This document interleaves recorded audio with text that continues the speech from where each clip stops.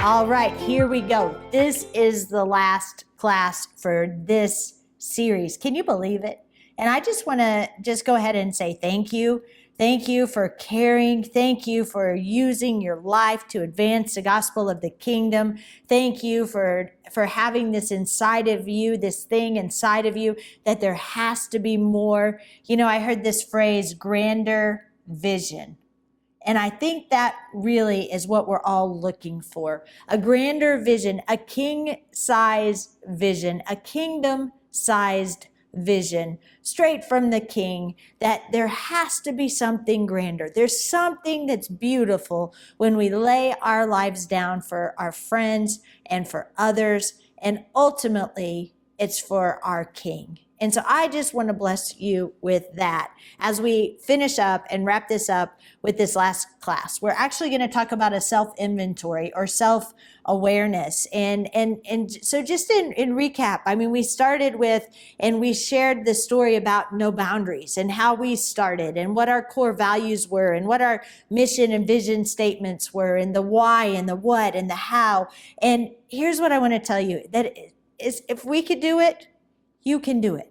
Anybody can do it. And we're not supposed to be cookie cutters of one another, but I want to encourage you. A testimony means do it again. And as God did it in us, as He's refined these things in us, as we've done research and development, knowing that we weren't going to be perfect, that we were going to get bumps and bruises, that we were going to have to figure out how to maneuver and to navigate and to do all of these things. Again, if we could do it, you could do it. If we could love those who the world deems unlovely, if we could work with hard issues, if we could fall more in love with Jesus in the process, if we could do it, you can do it. And then we talked about the role of the body of Christ. Unfortunately, there's no superheroes on planet Earth. There's just average people who are laying their lives down because they've encountered Jesus. They're dying to themselves. And He puts His super on our natural and His extra on our ordinary, and we're it. And so if we think about law enforcement, or if we think about the government, or if we think about the education system or the judicial system, or all of these things, the political arenas, all of these other things, there's none that are called to replace the role of the body of Christ. Those who have Christ living in them and through them. And we have an obligation, we have a responsibility, but it's actually out of the love that we have for Christ that of course we would say yes. Of course we would say, enlist us. Several months ago, we were in Israel and we were riding public transportation, and we saw all these young men and women, and they had AK-47s, and they jumped on the bus and they actually sat beside us, and they were all mandatorily enlisted in the Israeli army. And when they turn a certain age, it's required for everybody. And so I think about us when we come to know Christ, we actually are enlisted, and we're supposed to advance the gospel of the kingdom. And I really don't think it's an option. And so I want that for you. I want that for me. I want that for the Christians in our community. I want the church to be the church. And Jesus said He's going to return for a spotless bride. Easy? No, but He's with us always. And then we talked about you, and you're born for something greater, that you're the bridge between what could be and should be in certain areas, and that if you don't do what you're called to do, then that thing will be taken and given to someone else. And so it's worth running the race. It's worth keeping our eyes on Christ. It's worth throwing off everything that entangles us and doing our part. If we all just did our part, we could turn the world upside down. And then we talked about outreach and the people that we're going to serve, and how we go back and forth between the presence of God and into the depravity of humanity. And that thrusts us back into the presence of God, and the presence of God thrusts us out into that. And it's a beautiful thing. That's what we were born for. We're born to do this. Just like our bodies are born to move and to be stretched and to exercise. I think about strength and cardiovascular and stretching and nutrition. And if we don't do it, if you don't move it, then you lose it. We're born to advance the gospel of the kingdom. That's more normal than not in our culture. As we get around in our culture, some of our cultures would tell us otherwise, but we're not of those cultures. We have a kingdom culture in mind on earth as it is in heaven. And we're going to contend for that until the day that we die. And one thing's for certain, that unless Jesus returns, 100% of us will die. And even if we start to practice healing and we see people healed, I was healed of malaria, and it was a medical miracle, but unless Jesus returns, it's certain at one point I will die. People will pray for me and I will die. But the thing that we can control is that 100% of us will die if Jesus doesn't return, but not 100% of us will fully live. And so what I want for you and for me is that we'll fully live, that we'll leave it all on the field, that we'll give our all, that we won't get self-absorbed or self-consumed, but we'll give everything. And you make a difference. If you don't function where you're supposed to function, then something's not going to get done. And we don't need to be territorial and controlling. That I think about with resources, and God's not on a budget. That as we apply for different resources or for different funding opportunities, that if for some reason No Boundaries doesn't get the funding that we've asked for and applied for, and another organization and ministry gets it, I need to celebrate that other organization and ministry. We're not in competition with another. And in fact, I need to be excited and pour everything I can into that organization and ministry and help in any way that I can, because they're doing things that I'm not called to do, and I don't have to worry about that because they're doing it. And so we need to have the right attitude in the middle of all of that. And then we talked about last time about the practical skills of ministry. So how are we going to minister Christ? How are we going to lead someone to Christ? How are we going to see someone set free and walk out of old behaviors? How are we going to pray for the sick? And then finally, where I want to leave us today is a self-inventory. And so now what? So what are you bent towards? And I want to encourage you, what do you like to do? What are you really, really good at? And I tell the story over and over. When I first got married, I met my husband. He was in dental school. I was just graduating as an occupational therapist. I grew up in a household and in a home, and I didn't really cook. I don't like to cook. I didn't cook. And so my husband thinks that his mother is the best cook in the entire universe. He calls all of her recipes world famous recipes. And so whether that's true or not, I'm on video and I'm not going there. But I decided I was going to try to cook. And so I made a meatloaf. But because I don't want to cook, then I don't like to cook, I decided to make a 10-pound meatloaf that would last for a long time. And do you know that 10-pound meatloaf, the outside caught on fire and the inside was raw, and my husband would not eat it. And I followed that up with the tuna noodle casserole. That was the most disgusting thing that you've ever seen. That all of the cats in the apartment probably were standing outside of our door the night that we had the tuna noodle casserole. And do you know that I just celebrated 29 years of marriage and I don't cook? And in fact, he doesn't want to eat what I cook. We have kind of a missional community, and other people have the responsibility of cooking. But let's just say that I wanted to spend 1 hour a day for the next 5 years and develop my cooking skills. Well, I don't like it. It's not going to fuel me. It's going to drain me. And if I'm a 1, then maybe I can move to a 2 or a 3, but nobody wants to eat a 3. Have you ever gone to a restaurant and said, I want you to rate that 1 out of 10. How good was that? And somebody says a 3. You don't want to go back to that restaurant. And so, but what about the things that I love to do? I love leadership. I love discipleship. I love the brain. And so if I could be a 7 or an 8 in any of those areas, and if I spend 1 hour a day, then people will stand in line for an 8, 9, or 10. And so we need to fine tune our skills. We need to know who we are. We need to know what we like. And then, quite frankly, then on a team and in life, sometimes we just have to do things that we don't like to do. And I just call that the suck it up buttercup. That I'm going to have to suck it up at Buttercup because this is what I need to do to get done. But I need to make sure that I'm incorporating what I love to do, what fuels me, into at least 20% of my weekly activities. And so I think about after I'm done filming, And even though I'm just filming for just a small audience, after I'm done here, I'm so invigorated. I'm so alive. I'm so excited that the messages that I'm talking to you about, they infiltrate into the sermons and into the things that I do in the public speaking and in the arena that I'm in. And everybody gets to hear what you've just heard. And so do what you love to do. Think about what you love to think about and study those things. If you're a 7 or an 8 or a 9, work on those things. The body of Christ needs you to be you and not compare you with me or anyone else. We don't need cookie cutters. We don't even need cookie cutter organizations. Let's all be us and figure out what God has done in us and in our organizations and do that really well. And then let's have the culture of honor and not judge or not criticize or never say anything bad about others.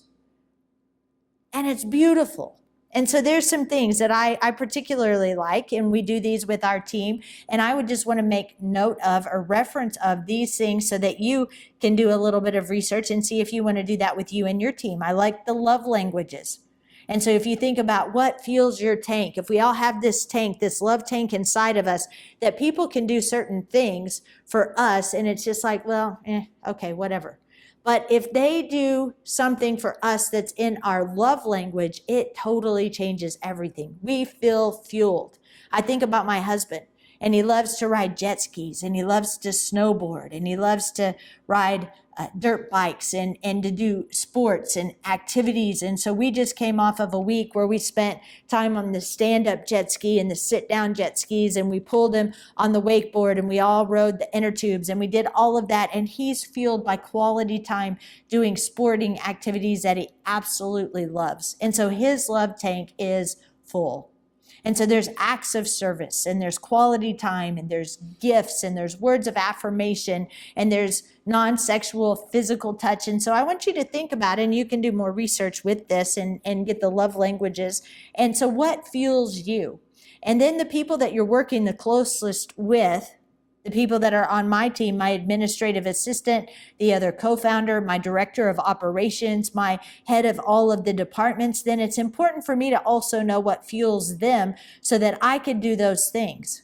And so if somebody doesn't necessarily feel loved by words of affirmation, and especially in public, but they feel loved by physical touch, then it's really important for me to realize that a hug and I'm so grateful for you in your life versus in our staff meeting say so-and-so did this and I just want to thank you, then it's important for me to make note of those people that are the closest to me.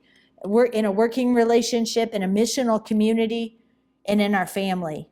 And then there's the Kersey temperament scale, or the Myers-Briggs. It talks about if we're an extrovert or an introvert, if we're intuitive, or and it goes through 4 different things. And it's interesting that the people that I'm surrounded with, I'm an ENFP. So I'm an extrovert, I'm intuitive, I'm feeling, and I love things that are open-ended. And so me and the other co-founder, we took this. And it was interesting on this, if you could have a scale of introvert is over here, and it's, let's just say it's a 1, and an extrovert is over here, and it's a 10. I'm all the way on the other side of the scale with an extrovert, and she's all the way on the other side of the scale with an introvert. So after I do filming, or after I do a class, or after I do a speaking engagement, or after we've had activity and it's like a constant summer camp around No Boundaries for a solid week, then I'm fueled by doing more and more and more with people. Whereas she just needs to go away and she needs to fuel herself in alone time. And so it's important for us to know those things about ourselves, and again, the people that we're working closely with. And then I think about the spiritual gifts. And so what do we operate in? What are we bent towards? How do we flow in those things? And again, how do we take the things that we're good at and become better at? how do we find an atmosphere or a playing field so that we can use the gifts that we have? And also not only spiritual gifts, but what about also the other gifts that we've been giving? Me, I'm an occupational therapist and I'm an expert in complex trauma. And so my gifts can be used and served well among those who are vulnerable or who have been traumatized. Another thing that we can look at is kind of our makeup. And again, people are wired differently, and this kind of interweaves with the Kersey temperament scale and some of the things that we've already talked about. But I think about 4 quadrants, and a lot of us are either geared or bent more toward tasks or people.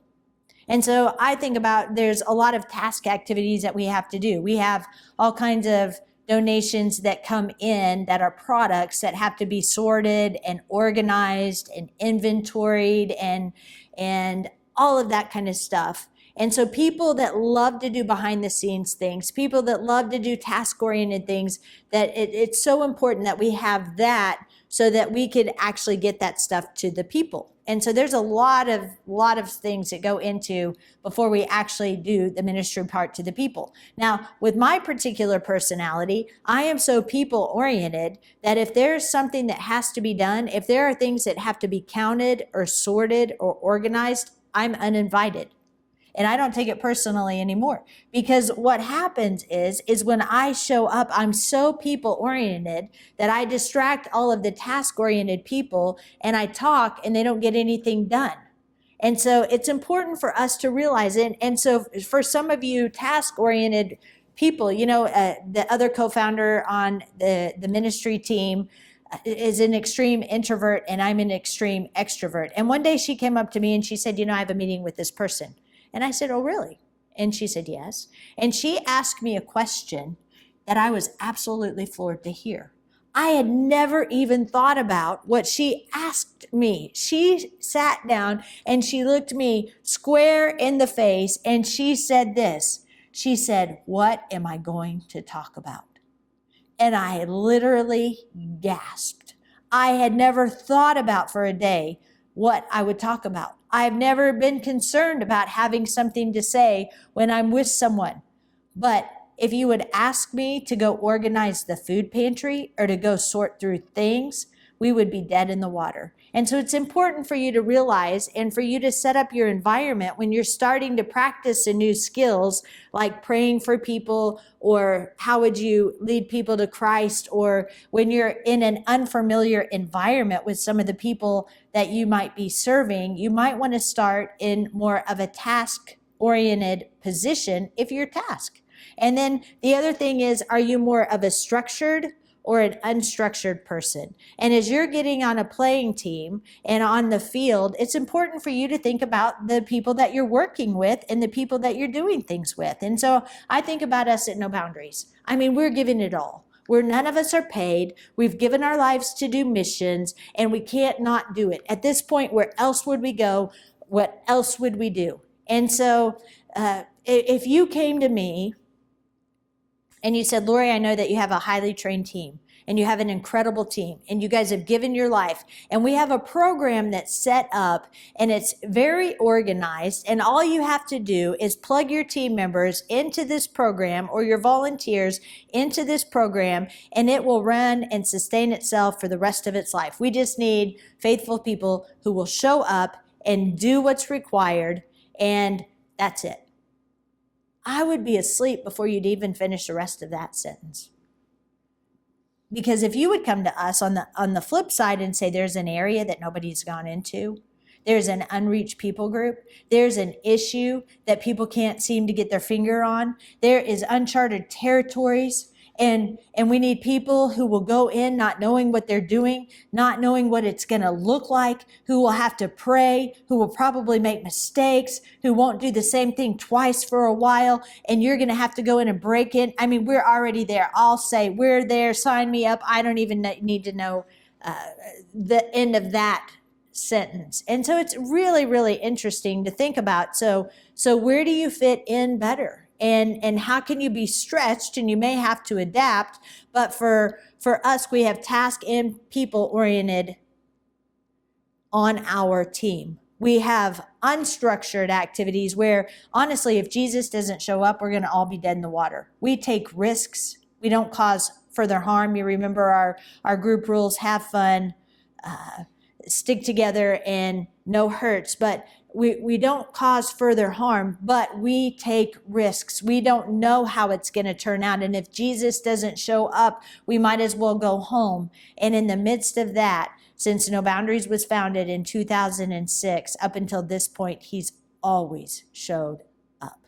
And so, for example, with us and the human trafficking victims that we work with, we are a street level ministry and we go straight out on the streets. And if we see a medical need, then that medical need needs to be met then. We can't just say, well, then come on Friday at 2:00 and we'll get you into the doctor, where you're going to have to come and wait in the waiting room, and you're going to have to fill out a lot of forms, and there's going to be other people, and you haven't had medical in years and you're traumatized. You get the picture. And so what we had to do is we had to find people that were willing to actually go with us and be on site for who we happened to see or not see. And we honestly didn't know what it was going to look like. And we knew we had found the right doctor. It was the most beautiful thing that I'd ever seen when we go in and we start to prepare for the activity. And they said, okay, so what do you anticipate that we need? And we said, we have no idea. And so they went and they got a box and they put an empty box on the table. And then we all stood around this empty box, and you know what we did? We prayed and we said, Jesus, we have no idea what we're going to encounter, but you said to go. And out of obedience to you, we're going to go. And so now will you bring to our minds, to our thoughts about what we need to put in this box? And the box was filled, and everything that we needed was in that box. Isn't that beautiful? But let me tell you this, even if everything that we needed wasn't in that box, we would have been okay with that. I would rather take risks with no harm to help people and to not be in control, and to let Jesus show up and show off in a way that he can only show up and show off. And it's a beautiful thing. And so what's your passion? I mean, we have one person on our team and she loves the elderly. She's so excited about the elderly. And if you see an elderly person who is homeless, or who's living in depravity, or who's living in marginalized situations, even if it's in an apartment, she's undone. She is there. She is weeping and she's crying and she's sobbing. And we have others that are drawn and bent towards kids, that it's not right these things are happening to the kids. It's not right that the kids in our neighborhood are visibly seeing street prostitution and human trafficking, that they don't have their needs being met. It's not right. And they're bent towards kids. And I'm bent towards mental health issues, that when we first started No Boundaries, I have a passion, and I felt like Jesus promised me that I would see mental health issues dissipate in a way that the world has never seen, as they're transformed by the renewing of their mind, and that the personality disorders and the complex traumas and the anxieties and depressions and the dissociations and those type of things would be healed through the process that we've developed in the journey of restoration. And so what are you excited about? What are you bent towards? What's your ministry passion? What makes you sing and skip and cry? And what could you talk about all night? That's an area that you need to get involved in. And because we notice that, then a lot of times we like to go to everybody else and say, this is what you should do. Or people will come to me as a leader of this organization and they said, I have a real heart for this, and this is what you guys need to do, and here's all of my suggestions. Well, if I had a heart and a passion for it, if God was putting those things in me and the strategy, then I would do it. But he's not putting them in me. He's putting them in you. And so can you serve? Can you humble yourself under an umbrella of an organization? And can you go and minister to the people that you need to minister to? And I think that today is a day that it's going to require teamwork like never before. That we're going to have to be a community like never before. One of our core values, as you know, is community. That the Holy Spirit will knit our hearts together with the bond of peace with the team, where the signs of immature believers are they can't get along with one another. And so I want to encourage you to think about then, as we go into the last thing that I want to talk to you about, and that's EQ. So what's your emotional intelligence? Think about that for just a second. I want to ask you at what we've asked before. What's it like to be on the other side of you? Do you get along well? Do you submit to authority? Will you humble yourself and do whatever it takes? We just did a leadership training, and another question that they ask, it's similar to all of that, is a leader goes around to the people that are on their team and they say, tell me what I don't want to hear. Are you growing and are you developing? Because you, as yourself and your person, the hardest person that you'll ever have to lead is yourself. The only one that'll keep you out of your destiny is you. That God has given you a destiny. It's not a place that you eventually get to. It's a beautiful picture and a canvas that you're painting as you go along in life. He's put a dream inside of your heart. And the thing is that unless you take care of your character, you will never achieve that dream or that destiny.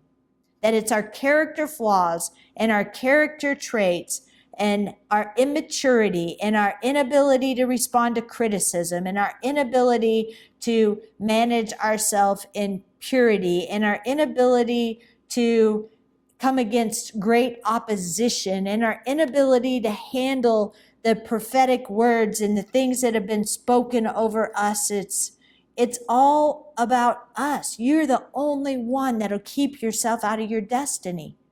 And so it's time for us to have uphill visions, beautiful visions of what God has called us to, and to keep our eyes fixed and focused on that. And we cannot have uphill visions and an uphill destiny with downhill habits. If you think about gravity, if I pick something up, it's natural for it to drop. Everything floats and goes downhill. It's easy in this sin world. We're gravitating towards sin and darkness and apathy and self-absorption and rebellion. And it's time for the church to do whatever it takes to defy gravity, to defy sin and our familiarity and our comfort and our self. It's time for ourselves to die to ourselves, where it's no longer us, but the spirit within, because we've been crucified with Christ. And it's time for us to be thrust into the world and to take risks and to do this thing. And this gospel of the kingdom will be preached, and then the end shall come. And so what if you go forth now and you're acutely aware of what's kingdom and what's not kingdom? You're reading your Bible, you're praying, you're on a team, you're doing outreach, you're outside of yourself. And when you don't see things that are of him, then you do whatever you can to bring his kingdom on earth as it is in heaven. And that becomes contagious. Your circle of influence, your family, your friends, they notice that something's different about you. And they want what you have, and that's inside of you. That the highest value, the highest thing that we could do is walk amongst the people, walk slowly among the crowd, and add value to each one. And be a part of what Jesus is already doing in the lives of the people that we're surrounded in.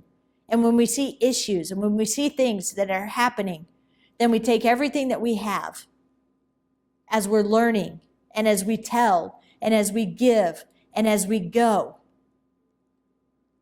We can turn the world upside down. It's up to you and it's up to me. And so I pray that you'll be acutely aware of what's kingdom and what's not. That you'll be acutely aware of any lie that you're believing, and that you will do what you're called to do. You will be the bridge in people's lives about what could be and what should be. And so the adventure begins. Thank you for joining us in Kingdom Culture.